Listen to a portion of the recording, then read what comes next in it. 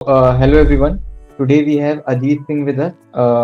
He has secured AIR 127 in NIMSET 2023, and today he will be sharing his experience, and also he will be giving some guidance to upcoming NIMSET aspirants.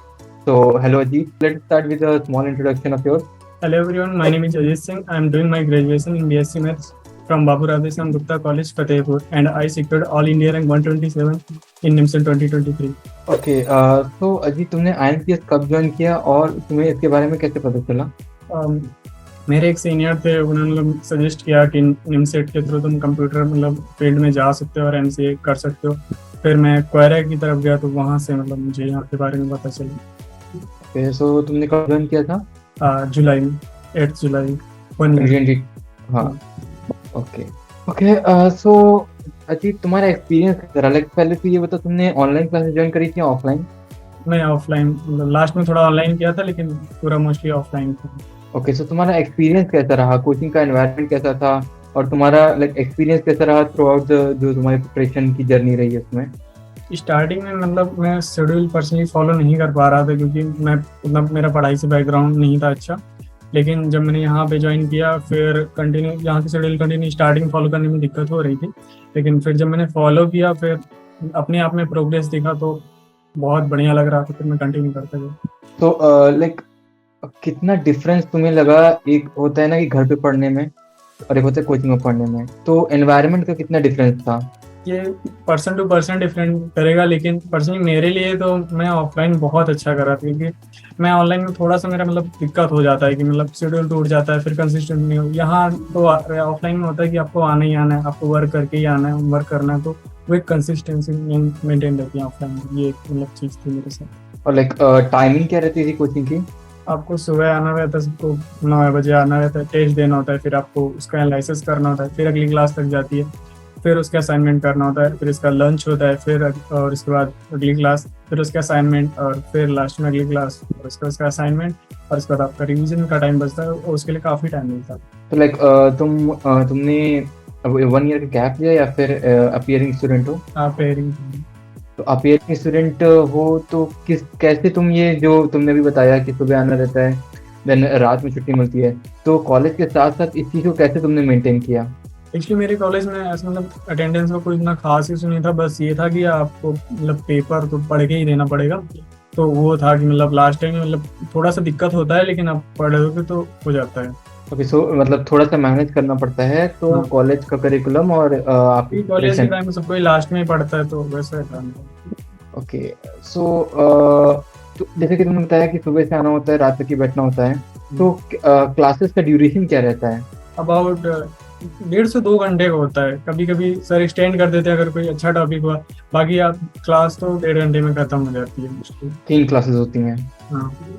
Okay, सो थोड़ा सा हमें teaching pattern के बारे में बताओ। जो INPS में जो हमारे 4 सेक्शंस होते हैं, तो क्या कैसे टीचर्स किस तरीके से पढ़ाते हैं, और चारों सेक्शंस की क्या अलग अलग क्लासेस लगती हैं? क्लासेस का क्या शेड्यूल होता है? मेरा पर्सनली मैथ्स इतना अच्छा नहीं था, लेकिन जब मैंने यहाँ से आया और मैंने कंटिन्यू बेसिक सर ने मेरे को इतना अच्छे से बताया कि फिर आपको दिक्कत नहीं होता। सर का जो पैटर्न है ना पढ़ाने का स्टार्टिंग से कि सीखना कैसे है, वो एक बहुत मुझे अलग लगा। सीखने तो आप सीखने लगोगे कहीं से यूट्यूब से देखने पर वो दिक्कत होने लगता है क्योंकि बेसिक नहीं क्लियर होता। लेकिन जब यहाँ अगर सर आपको एकदम एक क्लियर पैटर्न बताया आपको सीखना स्टार्ट कैसे करना है, ये बहुत अच्छा था। थोड़ा सा अब हम बात करते हैं बुक्स के बारे में। तो तुमने कौन सी बुक्स फॉलो करी थी अपनी प्रिपरेशन में? मैंने पर्सनली कोई बुक नहीं फॉलो की, मैं सीधा स्टडी मटेरियल पे स्टिक था और वही कंटिन्यू करता था। उसकी एक्सरसाइज करनी, वो अगर हो जा रही तो फिर एक बार फिर से सीट कर लेनी, और तो एक अच्छा लेवल का कॉन्फिडेंस बन जाता है। तो वही था। जो स्टडी मटेरियल आपको कोचिंग में प्रोवाइड कराया जाता था। हाँ, वो बहुत वो मोर देन इनफ है। अगर आप उसको करते हो तो बहुत है, क्योंकि कुछ लोग नहीं करते, लेकिन अगर आप करते हो तो सब कुछ हो जाएगा। बहुत तो थियोरेटिकल सेक्शन के साथ साथ उसमें प्रैक्टिस क्वेश्चंस भी रहते थे या सिर्फ प्रैक्टिस क्वेश्चंस रहते थे? वो अलग मिलता है, थ्योरी के लिए मिलता है आपको और क्वेश्चन के लिए भी अलग मिलता है। पूरा स्टडी में बहुत मेंटेन करके दिया जाता है। ओके, तो जो स्टडी मटेरियल तुम्हें मिलता था, ठीक है, तो उसमें क्वेश्चंस क्या, नंबर ऑफ क्वेश्चंस क्या रहते थे, और किस तरीके से स्टडी मटेरियल आपको बताया जाता होगा ना कि स्टडी मटेरियल किस तरीके से अप्रोच करना है, क्योंकि स्टडी मटेरियल में तो आपको बहुत कुछ दिया जा रहा है, बट हाँ। उसमें किस तरीके से क्वेश्चन अप्रोच करने हैं, कौन से क्वेश्चन पहले अटेम्प्ट करने हैं, कौन से बाद में अटेम्प्ट कर रहे हैं। ये यहाँ पे अगर आप क्लासेस पूरी ज्वाइन करते हो तो आप कभी दिक्कत, क्योंकि सर वही क्वेश्चन कराते हैं, जैसे जो टॉपिक करा दिया सर टिक करा देंगे, ये क्वेश्चन करने, आप वही फॉलो करें। इसका एक्सरसाइज 1 2 3 ऐसे रहता है, मतलब उनका लेवल बढ़ता जाएगा लिखना रहता है, तो उतना कुछ दिक्कत नहीं। आप सर को फॉलो करिए तो कोई % दिक्कत नहीं होता। सर एकदम क्लियर करके रखते हैं कि ये क्वेश्चन आज कर रहे हैं तो आप वो कर लीजिए, अगर हो जाते हैं तो नेक्स्ट ट्राई करिए पहले, लेकिन वही करनी है ऐसे। लाइक लेवल्स के अकॉर्डिंग तुम्हारे क्वेश्चंस डिवाइड सर एकदम रहते आपको हैं। क्लियर करके रखते हैं कि ये फॉलो करना है, ये करना है। सो लाइक तुमने अपनी प्रिपरेशन की ड्यूरेशन में कुछ नोट्स वगैरह बनाए होंगे, तो नोट्स किस तरीके से बनाने इसके बारे में थोड़ा बता सकते हो? कि बहुत से स्टूडेंट्स ऐसे गलती करते हैं कि वो नोट्स बनाने तो हैं, बट एक तरीका होता है नोट्स बनाने का कि हमें लिमिटेड चीज़ें ही नोट्स में ऐड करनी है, क्योंकि हम नोट्स बना क्यों रहे हैं, रिवीजन के लिए। हाँ। और अगर हमने सब कुछ इसमें ऐड कर दिया है तो हम शायद रिवीजन करने के लिए वो नोट्स उठाएंगे भी नहीं। तो किस तरीके से हमारा नोट्स का स्ट्रक्चर होना चाहिए? कुछ लोग मतलब नोट्स ऐसे बना लेते हैं कि जैसे रफ लिख रहे हैं, तो ये चीज का ध्यान रखना होता है कि नोट्स ऐसे लिखना है कि आप उसको रिवाइज करना है, आपको ये माइंड सेट करके रखें। और नोट्स जितना ज्यादा रिवाइज करोगे लास्ट में आपको दिक्कत नहीं होता, आप एक बार में पूरी मतलब रफली फटाफट करके पूरा देख सकते हो। तो नोट्स बनाने में यही होता है कि आप पॉइंट टू पॉइंट, मतलब कुछ चीजें होती है जब एक वक्त स्किप करने का सीन आ जाता है कि आप हर चीज लिखोगे तो वो फिर बहुत बड़ा हो जाता है, तो इस चीज का ध्यान रखना, मतलब बहुत बड़ा नहीं करना। लाइक टेस्ट किस तरीके से होते थे? लाइक डेली बेसिस पे, वीकली बेसिस पे या मंथली बेसिस पे? और मॉक टेस्ट कैसे रहते थे? जो डेली टेस्ट होते हैं तो वो चैप्टर वाइज होते हैं, मतलब आपका जो आपको इससे पता लगा आपका चैप्टर वीक है या पोर्शन वीक है, तो वो मतलब डेली। और मॉक टेस्ट होते थे मतलब कि जो आपको मतलब पूरा ओवरऑल जितना मतलब आपका सिलेबस पढ़ाया गया या मतलब थोड़ा सा अपकमिंग ऐसा। तो लाइक जब हम टेस्ट देते हैं तो कुछ टेस्ट में हम अच्छा करते हैं, कुछ में हमारा परफॉर्मेंस उतना अच्छा नहीं रहता है, तो लाइक बहुत बार ऐसा हमें सेल्फ डाउट हो जाता है कि हम अच्छा टेस्ट नहीं कर रहे हैं। तो इस चीज़ को कैसे हैंडल करना चाहिए? ये पर्सनली होता है कि मतलब कई बार होता है कि आपका मतलब कि मन आपको लग जाता है कि अब नहीं हो पाएगा ये वो, तो इस तरह में सिर्फ आप मतलब एकदम फ्रस्ट्रेट हो जाते हो। तो उस वक्त सिर्फ यही रहता है कि आप यहाँ आए क्यों हो, आपको करना क्या है। तो आपको पता है कि सिर्फ पढ़ना ही आपके पास ऑप्शन है, तो सिर्फ वही कर सकते हो। अगर बहुत ज़्यादा आप डिप्रेस्ड हो जा रहे हो तो आप सर से बात कर लीजिए, आपको क्लियर कर वो बताते हैं, आप बहुत अच्छे मतलब सर यहाँ पे मेंटर हो जाते हैं। तो लाइक टेस्ट देने का इम्पोर्टेंस क्या है, कितना इम्पोर्टेंट है टेस्ट टेस्ट देना? तो बहुत और इम्पोर्टेंट, मतलब बहुत ही इम्पोर्टेंट। कुछ लोग होते हैं जो टेस्ट स्किप करते हैं, बट टेस्ट स्किप नहीं करना, क्योंकि टेस्ट से ही आपको पता चलता है वो असल में आपको आता है नहीं। क्योंकि कुछ लोगों को लगता है मुझे सब आता है, मुझे सब आता है, पर ऐसा नहीं होता है। मतलब आपको मतलब टेस्ट देना बहुत इंपॉर्टेंट है। टेस्ट दो उसका, और एनालिसिस भी बहुत इंपॉर्टेंट। कुछ लोग टेस्ट दिए एनालिसिस नहीं किया, ये भी मतलब एक इम्पोर्टेंट फैक्ट होता है, उसका एनालिसिस भी करें।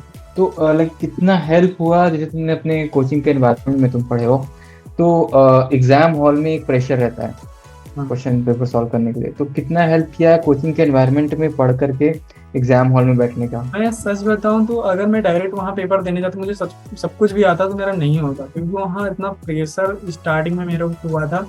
लेकिन धीरे धीरे आपको प्रेशर हैंडल करने की अगर आदत होती है, यहाँ पे होता है ऐसे कई बार पेपर टफ आ जाता है, तो अगर उस प्रेशर को हैंडल करना आता है तो वहाँ पे थोड़ी देर रहेगा प्रेशर, फिर आपको पता लग जाएगा कि आपको करना कैसे। तो यहाँ पे आप जब मॉक कंटिन्यू करते हो, आप 60-70 मॉक देते हो, तो एक आइडिया हो जाता है कि आपको कैसे देना, टफ आएगा तो कैसे करना। मतलब मॉक्स बहुत इंपॉर्टेंट है। तो लाइक IMPS के बारे में तुम्हें क्या चीज़ें अच्छी लगी? लाइक क्या प्लस पॉइंट तुम सबको बताना चाहोगे कि जिसकी वजह से तुम्हें हेल्प हुआ एग्जाम में इतना अच्छा रैंक अचीव करने के लिए? मेरे लिए पर्सनली जो यहाँ का सबसे अलग था वो सर थे, मुझे हमेशा मतलब गाइड करते थे। मैं कई बार डिप्रेस होता था, मतलब मैं कुछ नहीं समझ आ रहा था कि मैं क्या करूँ क्या नहीं करूँ, तो मैं जाके सर के पास चला गया, सर मुझे बता देते। मुझे मतलब यही सबसे एक अलग लगा, मतलब कुछ भी आपको दिक्कत हो रहा है, मतलब फ्रस्ट्रेट हो रहा है, अब कुछ नहीं समझ में आ रहा है, आपको लग रहा है कि नहीं होगा ये वो, तो आप सर के पास चलिए, आप सब बता देंगे। यहाँ पे आपको गाइड की टाइम पर कुछ लोग डिप्रेस्ड बट होकर लाइक इंस्टीट्यूट में तो बहुत सारे बच्चे होंगे, तो क्या पर्सनली सर एक एक से ऐसा डाउट सॉल्विंग का 1-to-1 मिल जाता है? हाँ, सर आपसे बात कर लेंगे, सर के पास इतना टाइम होता है, आप 1-to-1 बाकी सर क्लास में गाइड करते रहते हैं, मतलब सबको कि क्लास में मतलब बताते रहते हैं कि ऐसा वैसा ऐसे करना है वैसे करना है। लेकिन अगर आपको पर्सनली फिर भी पूछना है तो आप सर को कांटेक्ट कर सकते हो। So like exam hall experience के बारे में थोड़ा अपना बताओ कि किस तरीके से तुमने क्वेश्चन पेपर अटेम्प्ट किया, किस तरीके से लाइक तुम्हारी क्या पहले सोच के गए थे कि हाँ इतने नंबर ऑफ क्वेश्चंस करने हैं या ये सेक्शन मेरे को पहले अटेम्प्ट करना है, तो थोड़ा एग्जाम हॉल का जो तुम्हारा एक्सपीरियंस रहा उसके बारे में थोड़ा बताना, और किस तरीके से जो तुमने प्रिपरेशन करी वो वहाँ पे हेल्प करी तुम्हारे एग्जामिनेशन हॉल में, तुम्हारी प्रिपरेशन का कहाँ कहाँ पे हेल्प हो। जैसे टाइम मैनेजमेंट एक हम सीख के जाते हैं क्योंकि हम इतना अच्छे से प्रिपेयर कर रहे हैं कि वहाँ पे हम टाइम मैनेज करना सीख जाते हैं, प्रेशर हैंडल करना सीख जाते हैं, तो इसके बारे में थोड़ा बताना। मेरा केस जैसा था कि मैंने एकदम पहले एकदम फिक्स कर रखा था, मेरी स्टार्टिंग है 50 मिनट्स मैथ्स को देने और जो मुझे आता है मुझे सिर्फ वही करना है, मैंने एकदम क्लियर कर रखा था। तो जब मैं लेकिन मैंने पेपर देखा स्टार्टिंग में, तो मैं सच बता रहा हूँ, मेरा स्टार्टिंग में 15 मिनट ऐसा हो गया कि मेरे को समझ ही नहीं आ रहा था मैं क्या करूँ, मतलब प्रेशर, बहुत प्रेशर हो गया।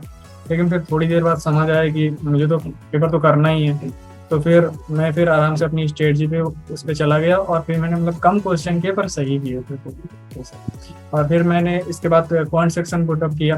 फिर क्वांट सेक्शन भी काफ़ी टफ था मेरे लिए क्योंकि मैं क्वांट नहीं उतना अच्छा था, लेकिन फिर मेरे को था कि करना तो ये, तो फिर मैंने थोड़ा थोड़ा करके वहाँ से मतलब जो जो क्वेश्चन मेरे से बन रहे थे मैंने कंटिन्यू किया। इसके बाद फिर मैंने कंप्यूटर उठा लिया क्योंकि मेरा पर्सनली कंप्यूटर पढ़ा था, इंग्लिश मेरा पढ़ा नहीं, फिर इसके मैंने लास्ट के 2-4 मिनट इंग्लिश को देख लिया था ऐसे। और अगर आप मॉक देते हो तो फिर पर्सनली कोई दिक्कत नहीं था क्योंकि आपकी स्ट्रेटजी क्लियर होती है जब आप 60-70 मॉक देते हो तो। सो लाइक जो हमारे अपकमिंग एस्पिरेंट्स हैं निमसेट 2024 के, उनके लिए कुछ मैसेज या ऐसी कुछ मिस्टेक्स जो उन्हें नहीं करनी चाहिए, ऐसा कोई मैसेज अगर तुम देना चाहो? उनको तो मैं सिर्फ इतना ही बोलना चाहूँगा कि स्टार्टिंग में आप एक्यूरेसी पे बहुत फोकस करिए कि कुछ लोग होते हैं नंबर ऑफ क्वेश्चन ज़्यादा अटेम्प्ट करते हैं नंबर लाने के लिए, तो ये चीज़ मतलब बहुत गलत है क्योंकि अब जितना ज़्यादा क्वेश्चन करोगे तो आपको पता नहीं लगेगा आपका पोर्शन कौन सा वीक है, क्योंकि आप तुक्के लगा दिए अपने, वो सही हो गया गलती से तो आप उसको देखोगे भी नहीं। तो ये एक चीज़ होती है कि मतलब आप इन स्टार्टिंग से एक्यूरेसी पे फोकस करो और सर को फॉलो करो। कुछ लोग होते हैं मतलब एक ट्रस्ट वर्ड होता है, वो चीज़ मतलब बहुत इंपॉर्टेंट है यहाँ पे, मतलब कि आपको ट्रस्ट करना होगा कि study material more than enough है। Okay, so that's all, guys. Thank you, Ajit, for sharing such a valuable experience, and I hope many of the upcoming aspirants will learn a lot from your experience. And all the best to NIMSET 2024 aspirants, and all the best to you, Ajit, too, for Thank your you. upcoming future. So thank you all. Thank you.